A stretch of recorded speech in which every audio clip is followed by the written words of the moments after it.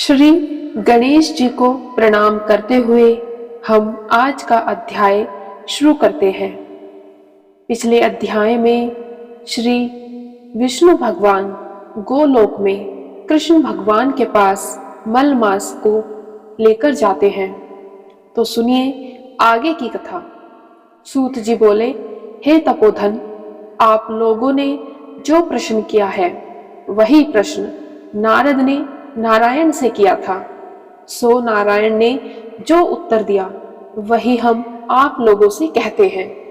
नारद जी बोले, विष्णु ने अधिमास का अपार दुख निवेदन करके जब मौन धारण किया तब हे बद्रीपते पुरुषोत्तम ने क्या किया, सो इस समय आप हमसे कहिए।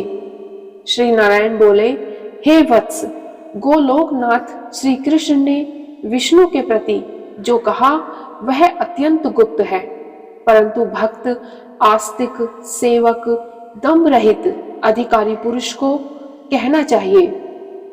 इसीलिए मैं सब कहता हूं, तुम ध्यान से सुनो।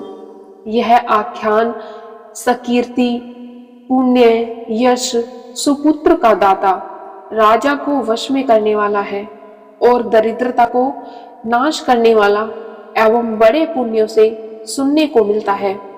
जिस प्रकार इसको सुने उसी प्रकार अनन्य भक्ति से सुने हुए कर्मों को करना भी चाहिए। श्री पुरुषोत्तम बोले, हे विष्णु, आपने बड़ा अच्छा किया जो मलमास को लेकर यहाँ आ गए। इससे आप लोक में कीर्ति पाएंगे। आपने जिसका उद्धार स्वीकार किया उसको हमने ही स्वीकार किया, ऐसा समझें। अतः इसको हम अपने समान सर्वोपरि करेंगे।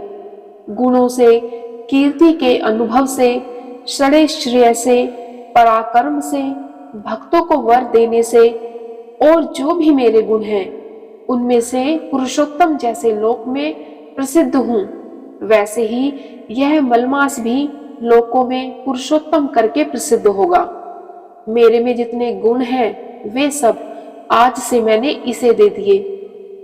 पुरुषोत्तम जो मेरा नाम लोक तथा वेद में प्रसिद्ध है वह भी हमारी प्रसन्नता का अर्थ आज मैंने इसे दे दिया।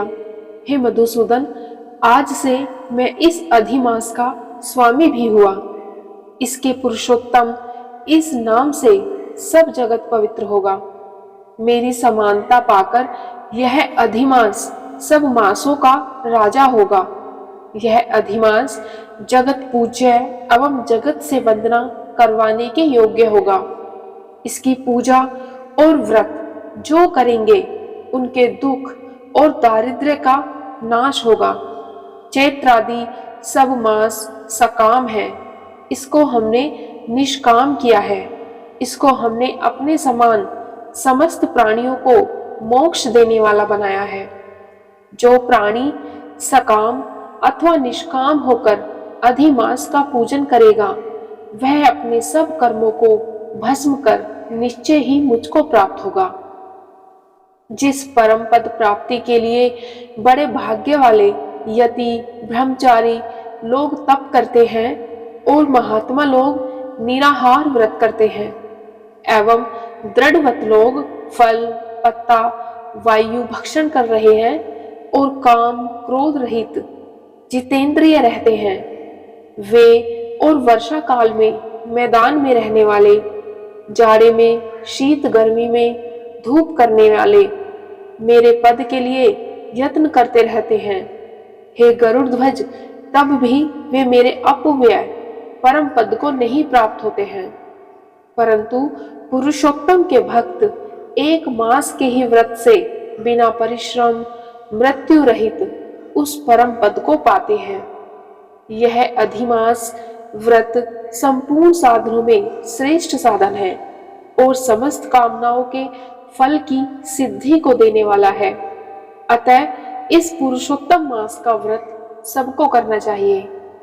हल से खेत में बोए हुए बीज जैसे करोड़ों गुना बढ़ते हैं, तैसे मेरे पुरुषोत्तम मास में किया हुआ पुण्य करोड़ों गुना अधिक होता है। कोई चातुर्मास्यद्य यज्ञ करने से स्वर्ग में जाते हैं, वह भी भोगों को भोगकर पृथ्वी पर आ जाते हैं। परंतु जो पुरुष आदर से विधि पूर्वक अधिमास का व्रत करता है वह अपने समस्त कुल का उद्धार कर मेरे में मिल जाता है, इसमें कोई भी संशय नहीं है। हमको प्राप्त होकर प्राणी पुनः जन्म मृत्यु भय से युक्त एवं आदि व्याधि और जरा से ग्रस्त संसार में फिर नहीं आता, जहां जाकर फिर पतन नहीं होता, सो मेरा परम धाम है। ऐसा जो वेदों का वचन है वह सत्य है, असत्य कैसे हो सकता है? यह अधिमास और इसका स्वामी मैं ही हूँ और मैंने ही इसे बनाया है। और पुरुषोत्तम यह जो मेरा नाम है सो भी मैंने इसे दे दिया है। अतः इसके भक्तों की मुझे दिन रात चिंता बनी रहती है। उसके भक्तों की मनोकामनाओं को मुझे ही पूर्ण करना पड़ता है। कभी कभी मेरे भक्तों का अपराध भी गणना में आ जाता है, परंतु पुरुषोत्तम मास के भक्तों का अपराध मैं कभी नहीं गिनता। हे विष्णु, मेरी आराधना से मेरे भक्तों की आराधना करना मुझे प्रिय है। मेरे भक्तों की कामना पूर्ण करने में मुझे कभी देर भी हो जाती है, किंतु मेरे मास के जो भक्त हैं उनकी कामना पूर्ण करने में मुझे कभी भी विलंब नहीं होता। मेरे मास के जो भक्त हैं वे मेरे अत्यंत प्रिय हैं। जो मनुष्य इस अधिमास में जब दान नहीं करते वे महामूर्ख हैं, और जो पुण्य कर्म रहित प्राणी स्नान भी नहीं करते एवं देवता तीर्थ द्वेजों से द्वेष करते हैं वे दुष्ट अभागी और दूसरे के भाग्य से जीवन चलने वाले होते हैं। जिस प्रकार खरगोश के सींग कदापि नहीं होते, वैसे ही अधिमास में स्नान आदि न करने वालों को स्वप्न में भी सुख प्राप्त नहीं होता है।